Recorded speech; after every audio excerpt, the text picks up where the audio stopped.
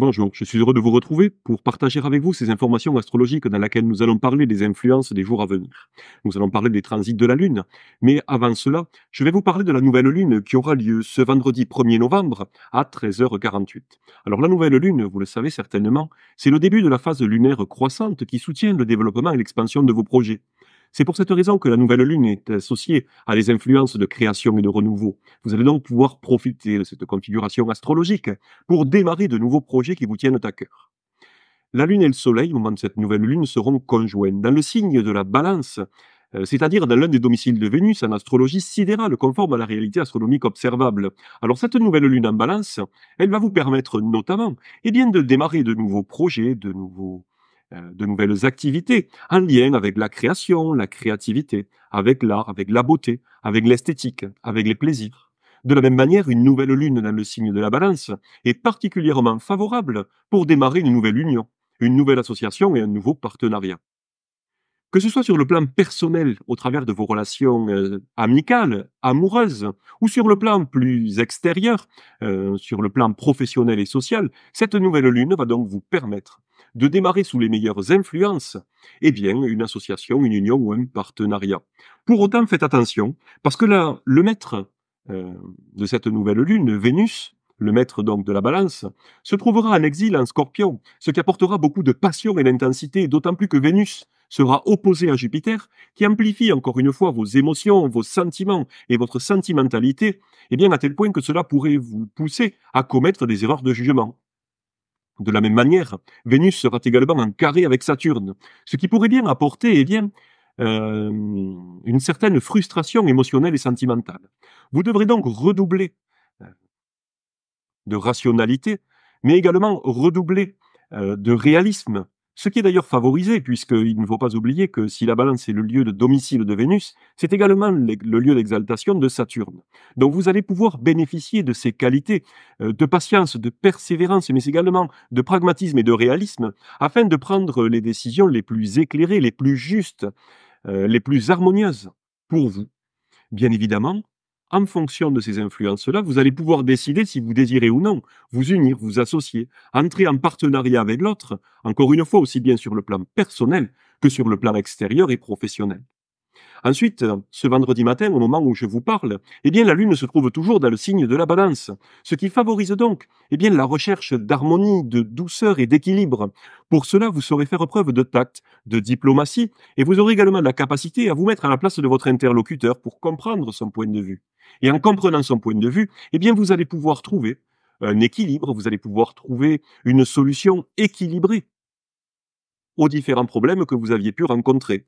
Aussi, ce transit de la Lune en Balance, et notamment de la partie croissante du transit de la Lune en Balance, va vous aider à revenir sur une brouille, à revenir sur une dispute, sur un quiproquo, sur une incompréhension, pour faire preuve de tact et de diplomatie, encore une fois, et trouver une solution équilibrée qui convienne aux deux parties.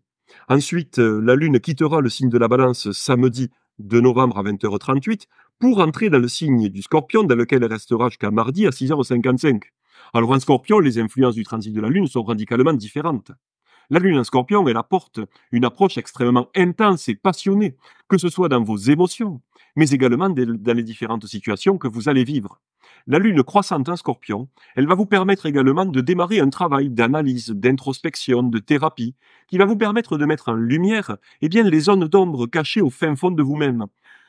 Toutes ces zones que vous ne souhaitez pas regarder, que vous n'avez pas envie de regarder, ces souvenirs, ces mémoires, ces émotions, ces pensées que vous avez au fond de vous, peut-être même ces pulsions qui se trouvent au plus profond de vous, que vous essayez tant bien que mal de masquer, de cacher, de camoufler, euh, eh bien, le transit de la Lune en Scorpion, surtout la Lune croissante, il va vous permettre d'y faire face, de les regarder pour laisser remonter à la surface de votre conscience ces souvenirs, ces émotions, ces pensées, ces pulsions, ces instincts qui se trouvent au plus profond de vous.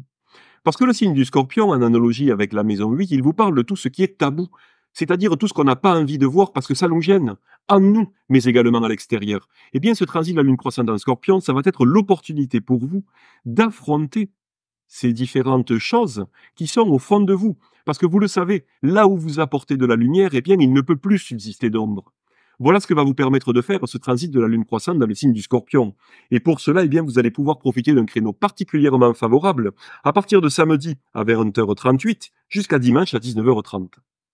Ensuite, à partir donc de samedi à 20h38, non, plutôt à partir de mardi à 6h55 jusqu'à jeudi à 15h02, la Lune entrera et transitera dans le signe du Sagittaire. Alors lorsque la Lune transite le signe du Sagittaire, eh bien elle renforce votre désir et votre besoin d'aventure, de découverte.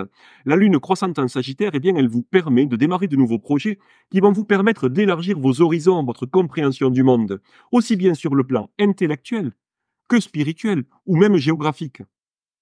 Voilà pourquoi le transit de la Lune croissante en Sagittaire vous aide notamment à démarrer des projets, à lancer des projets de voyage ou toute autre activité en lien avec l'étranger.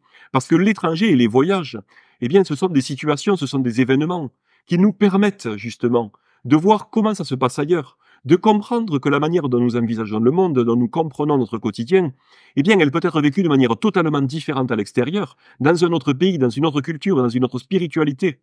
Et c'est de cette manière que nous élargissons notre vision et notre compréhension du monde, en écartant quelque peu nos œillères, ou en tout cas éventuellement les œillères que nous pouvons porter, afin de nous permettre justement de prendre de la hauteur, de sortir d'un sens du détail excessif, ou de sortir justement de notre quotidien, de nos habitudes, pour adopter une vision plus large justement du monde.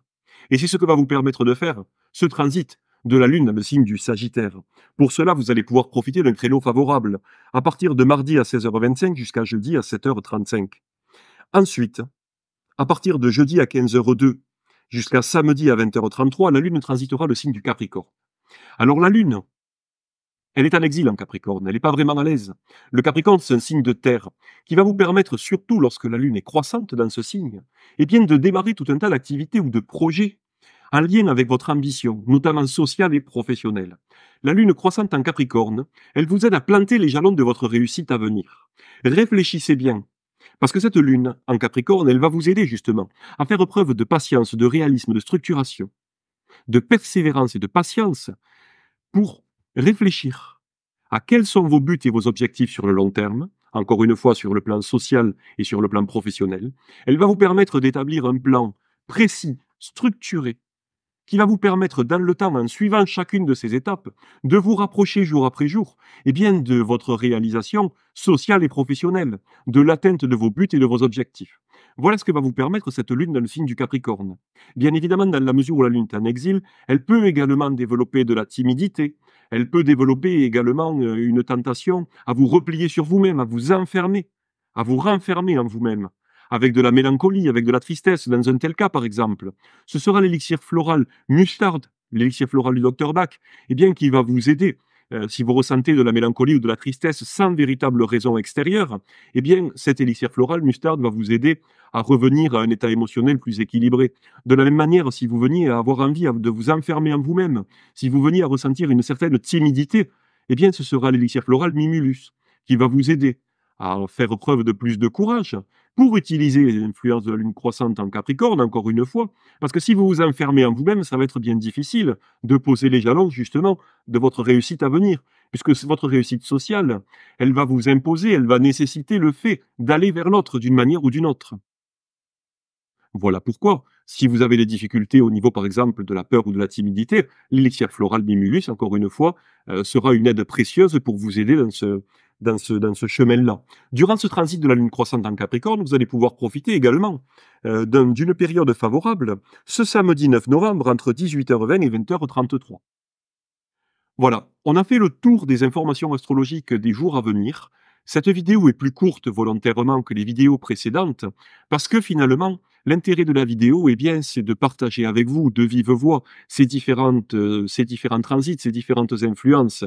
Mais vous allez pouvoir retrouver par écrit dans l'email que je vous envoie tous les vendredis matins et tous les lundis matins, vous allez pouvoir retrouver ces informations avec les dates, les heures, les créneaux favorables, les débuts et les fins de transit, mais également, par écrit, je vais pouvoir aller plus loin avec vous, dans l'analyse de ces différentes influences et vous expliquer de manière plus fine, évidemment, comment est-ce que vous allez pouvoir en tirer parti dans votre vie de tous les jours, que ce soit dans votre vie personnelle ou dans votre vie professionnelle.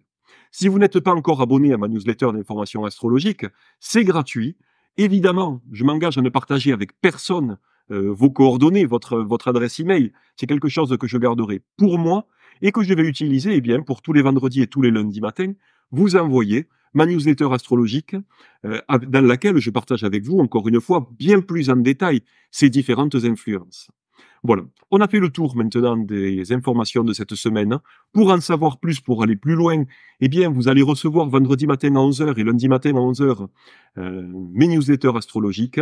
Et encore une fois, si ce n'est pas fait, vous pouvez vous abonner gratuitement. Le lien est en description de cette vidéo. Quant à moi, je vous dis à très bientôt pour de nouvelles informations. Bye.